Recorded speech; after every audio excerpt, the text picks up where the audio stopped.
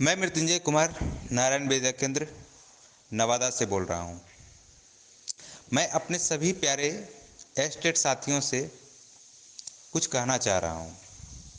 दोस्तों, जैसा आप सब जानते हैं कि जब हमने पहली बार ऑफलाइन एग्ज़ाम दिया था तो उसमें धांधली का आरोप लगा करके, सब्जेक्ट कॉम्बिनेशन ना हो करके उसको लगा करके और पहली बार एग्ज़ाम को कैंसिल करवा दिया गया। दोबारा एग्ज़ाम हुआ ऑनलाइन मोड से। सभी जानते हैं कि वो एग्ज़ाम कैसे हुआ, उसमें भी धांधली हुआ। ऐसा नहीं कि धांधली नहीं हुआ,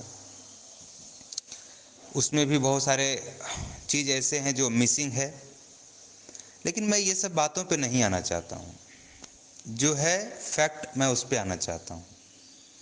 आज की कंडीशन ऐसी है कि जो डिसक्वालीफाई हैं उनका एक ग्रुप बन गया है, जो क्वालिफाइड इन मेरिट हैं उनका एक अलग ग्रुप बन गया है, जो क्वालिफाइड इन नॉट मेरिट हैं उनका एक अलग ग्रुप बन गया है। क्या आपको ऐसा नहीं लग रहा है कि सरकार हमें तोड़ना चाहती है, जिसकी यह मंशा ही नहीं है कि बिहार में कभी भी अच्छा एजुकेशन फैल सके? वो जानती है कि अगर एजुकेशन सिस्टम ही बर्बाद होगा तो हम सब दिन राज करेंगे। मैं एक कॉमन सा बात बोल रहा हूँ, मैं किसी का पक्ष नहीं ले रहा हूँ या फिर मैं डिस्क्वालीफाई हूँ तो इसलिए मैं ये बात बोल रहा हूँ। जी नहीं, हम सभी को मिलकर के आज लड़ने की ज़रूरत है। आज बिहार के एजुकेशन के अस्तित्व का सवाल है। आज स्थिति ऐसी है कि सरकार चाहती है अशिक्षित रहें और हम साथ चाहते हैं कि बिहार में शिक्षा का उजाला फैले। बहुत ही कश्मकश से भरा ये ज़िंदगी है। एक कोरोना काल अलग है जो सभी बच्चों को इतना ज़्यादा प्रभावित कर रहा है जिसका कोई अंदाज़ा नहीं है। इस बात को आप महसूस करते होंगे। मैं अपने पड़ोसी के बारे में नहीं बात कर रहा हूँ, मैं अपने घरों के बारे में बात कर रहा हूँ। अगर हमारा भतीजा भतीजी, भगना भगनी, कोई स्टेट ऐसे भी अभ्यर्थी हैं जिनके बच्चे भी हैं, वो सब इस बात को भली भांति महसूस करते होंगे कि ये एजुकेशन सिस्टम इन 2 सालों में जो ठीक ठाक चल रहा था उससे कहीं दोगुना रफ्तार से वो नीचे की ओर गिर गया है और ये उठने में बहुत ज़्यादा टाइम लगेगा। बहुत सारे बच्चे तो ऐसे हैं जो भटक रहे हैं इधर से उधर। कुछ बच्चे ऐसे हैं जो पढ़ना चाहते हैं, उनको टीचर नहीं मिल पा रहे हैं। ये स्थिति हो गई है।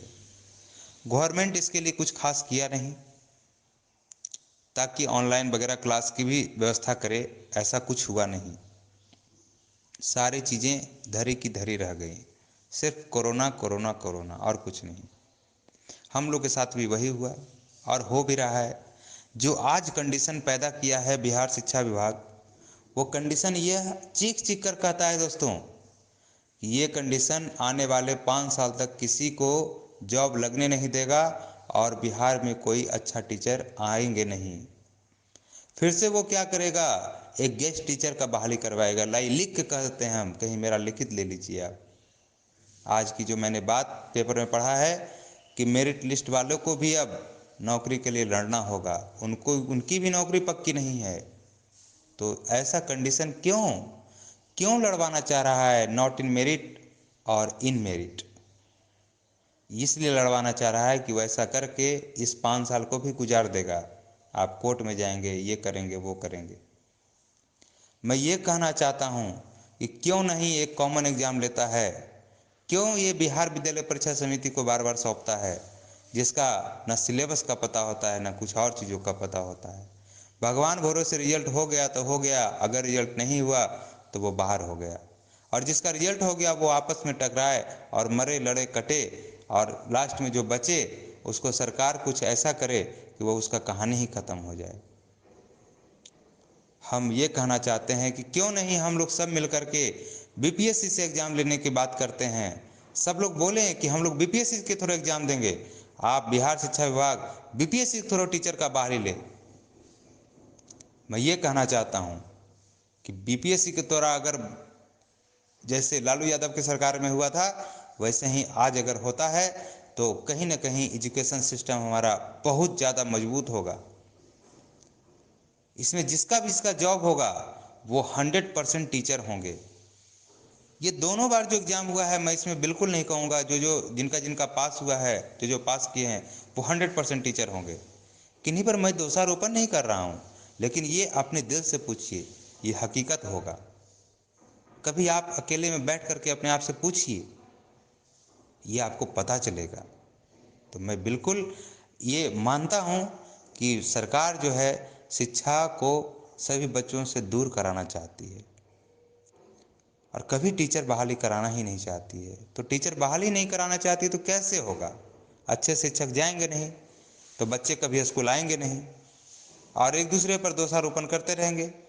सरकार कहेगी कि हम टीचर को पैसा देते हैं, टीचर पढ़ाता नहीं है। टीचर बोलेगा कि बच्चा नहीं आता है। ये कॉन्ट्राडिक्शन कब तक, कब तक? क्या प्राइवेट स्कूलों में ऐसा होता है क्या? पूछिए, अगल बगल देखिए, कभी ऐसा नहीं होता है। बच्चे टाइम टू टाइम स्कूल आते हैं, यूनिफॉर्म में आते हैं। सरकारी स्कूल में ऐसा क्यों नहीं होता है? क्यों नहीं हो रहा है? पूरे बिहार को शिक्षा को बचाने के लिए, इसका अस्तित्व बचाने के लिए एक लड़ाई लड़ना होगा और वो तब होगा जब अच्छे टीचर वहाँ पहुँचेंगे। तो मैं ये चीख चीख कर कहना चाहता हूँ सभी दोस्तों से, स्टेट सभी साथियों से, जो पास हैं, जो क्वालिफाइड हैं, जो मेरिट में हैं, जो मेरिट में नहीं है, जो डिसक्वालीफाई हैं, सभी को मैं कहना चाहता हूँ कि एक कॉमन लड़ाई क्यों ना लड़ा जाए। ऐसे भी आप जान रहे हैं कि अगले 5 साल तक वो जॉब मिलने वाला नहीं है। ये तो गारंटी लिख के देते हैं हम कहीं पर। जो स्थिति पैदा कर दिया है, अभी केस होगा, लड़ाई होगा, जो बचेगा उसको कुछ मिलेगा, नहीं तो नहीं भी मिलेगा। तो हम चाहते हैं कि ये सारी प्रक्रिया को, ठीक है जो हुआ, एक बीपीएससी के थ्रू एग्ज़ाम लिया जाए और बीपीएससी के थ्रू जो कैंडिडेट सेलेक्ट होकर जाएंगे वो सही में निपुण शिक्षक होंगे और उनमें एक क्वालिटी होगा। आज डीएसएसबी का वैकेंसी में देखता हूँ, यूपी टीजीटी का वैकेंसी देखता हूँ, खुश हो जाता हूँ दोस्तों। क्या सिस्टम है, क्या ग्रेड पे है। यहाँ तो लॉलीपॉप दे देगा हमको, 20,000 25,000 रुपये दे देगा, उसी में लपटाल रहेंगे। आज देखिए 4600 ग्रेड पे और 4200 ग्रेड पे देता है, क्या खुश होता है वो टीचर जब उसके हाथ में 60,000 65,000 रुपये मिलेगा तो क्यों नहीं बच्चों को पढ़ाएगा। एजुकेशन सिस्टम बिहार का इसलिए ख़राब है क्योंकि 20,000 रुपये देता है। 20,000 में कौन पढ़ाएगा? 20,000 में कोई नहीं पढ़ाएगा। आज के डेट में एक लेबर का दाम 500 रुपया है, वो भी 1500 रुपया कमाता है। सोचिए क्या स्थिति हो गई है हमारी। दोस्तों, हम सबको एक अस्तित्व की लड़ाई लड़नी है और हमें लगता है कि हम सब मिल करके सरकार पर यह दबाव बनाएं कि शिक्षक बहाली आपको करनी है तो सही से करिए, सही तरीके से कीजिए, बीपीएससी के द्वारा लीजिए। क्या दिक्कत है आपको बीपीएससी के द्वारा लेने के लिए? क्या दिक्कत है? कम शिक्षक बहाली कीजिए ना। आप बहुत ज़्यादा शिक्षक नहीं बहाली कीजिए, कम कीजिए, लेकिन जितना कीजिए वो परफेक्ट बहाली कीजिए। मैं यही आप लोगों से दोस्तों कहना चाहता हूँ। अगर ये बात मेरी अच्छी लगे तो सब मिलकर के एकजुट होइए और एक मंच पर आइए और सरकार पर इस बात का दबाव बनाने का प्रयास कीजिए। मैं अब तक आप लोग के बीच कोई वीडियो नहीं डाल रहा था स्टेट को लेकर के, क्योंकि स्टेट से मेरा कोई नाता रहा नहीं, लेकिन शिक्षक बहाली से तो नाता है ना मेरा। मैं जब तक मेरा एज है, मेरा बीएड सर्टिफिकेट है, तब तक तो मेरा इसे पूरा का पूरा नाता है। ठीक है, तो मैं इसी नाते के थ्रू आप सबको एक होने के लिए कह रहा हूँ। अगर अच्छा लगे वीडियो को तो ज़रूर आप लोग कमेंट के द्वारा बताइए और ये भी एक दूसरे को एक करने का प्रयास कीजिए। थैंक यू दोस्तों, थैंक यू।